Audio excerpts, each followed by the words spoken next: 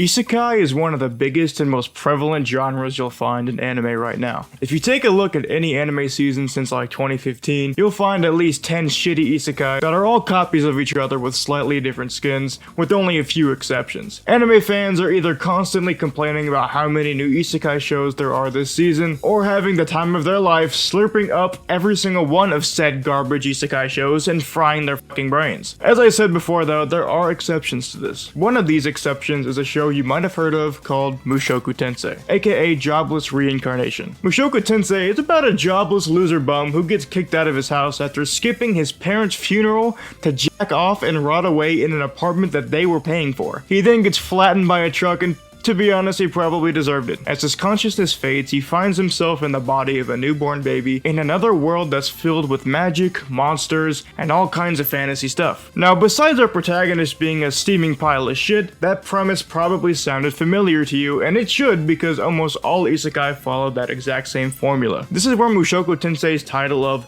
the Father of Isekai, or sometimes even the Grandfather of Isekai, comes into play. Now, when a show is called the father of something, one would assume that means they were the first to do it. But this is actually quite far from the truth in this case. Mushoku Tensei is far from the first isekai, with the webcomic first releasing in 2014, with other isekai predating that pretty solidly. Yet it still holds that title. The reason for this is that Mushoku became so big that it not created, but popularized many of the most common tropes you see in the isekai genre. But the difference between Mushoku and shows that use a similar formula and tropes is that Mushoku Tensei actually, does it well. Most isekai tropes are pale imitations that lack all of the quality and substance that Mushoku used to make people think those tropes were good writing ideas in the first place. Just as a tiny example, the overpowered protagonist trope works better in Mushoku Tensei than most other isekai due to the magic system actually being deep and well thought out, with us physically seeing Rudy use the knowledge from his previous life to figure the magic system out at a very early age, allowing him to learn incantationless casting and increasing his mana output drastically. And this isn't something only he can do. Because he started teaching Sylphie in her early years, she started using incantationless casting too. The rules are the same for everybody, and the only reason Rudy is so strong is because he had the massive advantage of having 30-something years of life experience straight from birth. And even with this, he's still not the strongest character in his world. At least, not yet, I guess. I'm getting a bit sidetracked, but the point is, Mushoku Tensei popularized a lot of isekai tropes by simply doing them really, really well, which is why people like to call this series the Father of Isekai. Now, this video is definitely going to have minor spoilers for the series, and maybe even some major ones if I'm feeling frisky, so if you haven't seen it and care about spoilers, this is your one warning. Season 1 of this show has gotta be one of the strongest starts to a series I've ever seen. It comes out the gate swinging with ass-blasting quality for 23 episodes straight. 22 episodes straight. We'll talk about that later though, cause first we gotta talk about Mushoku Tensei, especially season 1, is an extremely controversial show. To the point where some people who genuinely think the show is good can't stand watching it because of a certain aspect. And that aspect is our main fucking character, Rudius Greyrat. This shitbag is such a dirty little rascal, such a grimy, filthy, sorry excuse for a human being. I completely understand why a lot of people are turned away, because in episode 6, this now 40-year-old man damn near tries to sexually molest a 9-year-old girl. He is the epitome of an incel and just a straight up predator at times, so it's really hard to root for this guy in any capacity at first. Now, I hate sexual assault as much as the next guy, but the story never presents Rudy as the good guy, or a saint, or anything like that. Matter of fact, we're probably supposed to hate his guts. But I think that's where the heart of Mushoku Tensei lies. We get to see this comrade grow and evolve into a better person from the experiences he has with the people in this world. I mean, that's what this whole story is about in the first place. Giving this guy, who's had a pretty shitty life, who then became a shitty person because of it, get a second shot at life. A chance to actually live and grow and experience things he never got to in his old life. The point of showing us that scene with him and Eris was to show that change is never instant. It takes time for people to learn and change their ways. Matter of fact, one episode after that, We see Rudy about to go for it again, only to stop himself and decide not to due to all the time he spent with Eris teaching her how to dance. Those experiences meant something to him, and he realized that she didn't deserve to get fucking assaulted. Now, obviously, I'm not saying this instantly makes him an amazing person, but it's a step in the right direction, and we continue to see Rudy take more and more of these steps as the show goes on. So I can't really blame people that don't like the show because of Rudy, but I personally see it almost as a positive, to be honest, because I think seeing him get less and less of a shit stain adds more depth than it would have otherwise. Speaking of depth, the world building in this show is next level. We visit so many different places around Mushoku Tensei's world in season 1 as we follow Dead End in their journey, and each place is super rich and immersive with its own people and culture, and it just really makes this world come alive. The Meagard village, that one village where they first became Dead End, that other village where they found Kishirika, the Doldia village, and not to mention Roa, and the Grey Rat Palace that Eris lived in. All these places have unique characters, cultures, building structures, you name it. And if it was this good in the anime, I can't imagine how detailed the light novels and webcomics get. I think the greatest strength of season 1 was following Rudy, Eris, and Ruijerd making their way through all these different places. Not only because we get to see these different places and characters, but also because we really get attached to the Dead End trio, and it feels like we're on this journey with them. I almost cried when they reached their final destination and had to part ways with Ruijerd.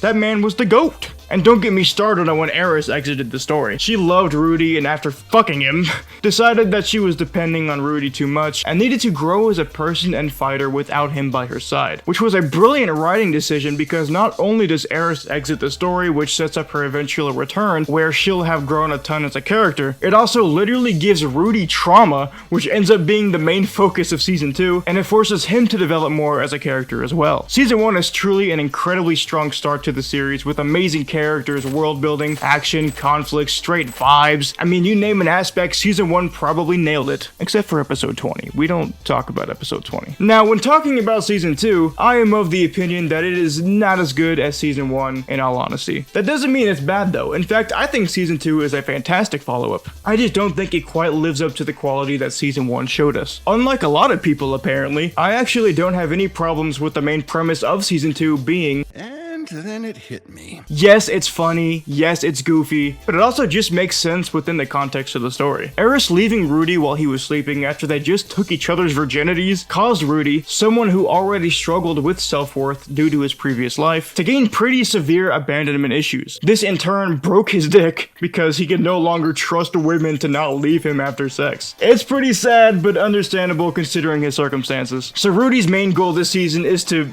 solve this issue somehow. And I've seen some people say that he chose this goal over finding and saving his mother, who was still missing after the Mana disaster. But these people forget that Roxy formed a party with Paul and the rest of Rudy's family to go search for Zenith already. She isn't really in any danger according to Ellen Elise, and with Roxy and them going after her themselves, Rudy is better off focusing on his own goals and letting them handle Zenith. Anyway, Rudy ends up enrolling in Renoa Magic Academy because the man god told him that doing so would help solve his ED problem. This Magic University arc takes up the rest of the season, which is only 12 episodes long, as season 2's second half isn't releasing until April. This arc has its ups and downs, but I think it's overall very enjoyable. The hijinks that Rudy and Zanoba get into are really funny, and seeing Rudy and Fitz's relationship blossom and of course her eventual reveal as Sylphie was really cute and heartwarming. And of course Sylphie was the one who fixed his ED, which was the pretty obvious outcome, but it was done well nonetheless. Something I didn't expect though was for them to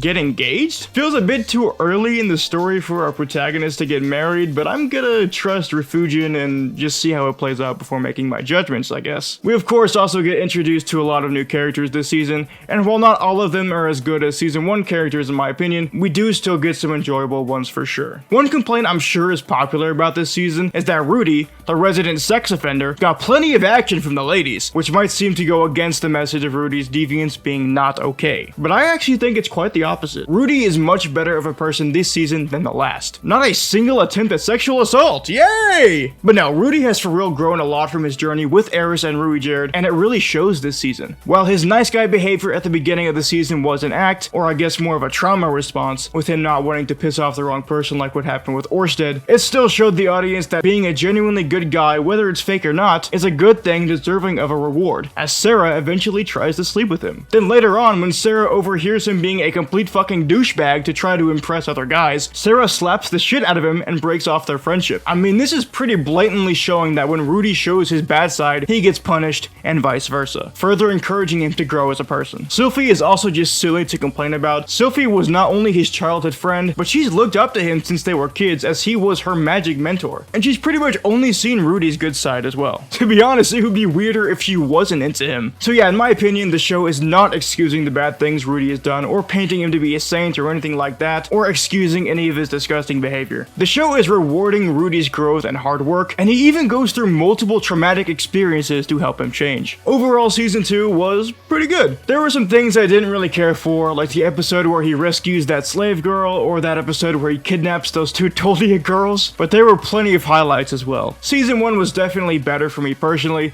maybe even significantly so. Season 2 didn't quite have the amazing world building of Season 1, as good of characters, or even as good of art and animation. Not to mention there hasn't been any turning point episodes in Season 2 yet. Turning Point 2 in Season 1 was one of the best episodes of the series so far, so missing out on having standout episodes like that definitely held it back as well. But the good news is, Season 2 isn't quite over yet. Matter of fact, it's only halfway done. Season 2 Part 2 comes out April 2024, and I can't wait to see just where this series goes from here. I'm not sure if we're done with the Magic Academy arc yet, or if it's gonna fill up the next half of the season 2, but regardless, I know I'm gonna thoroughly enjoy it. The show always delivers quality. I do hope that the production schedule is better than the first half of the season though, because those 12 episodes did have some rough animation at times, I'm not gonna lie to you, while season 1 had some spectacular animation throughout its entirety. So hopefully part 2 will step it up a bit and bring us that crisp season 1 production, or at least close to it. Anyway, that's all I've got to say for now. Really hope you enjoyed this video, and if you did, make sure to smash that like button and smash that subscribe button and ring the notification bell to get notified of future uploads. Love you guys, and I'll see y'all in the next one.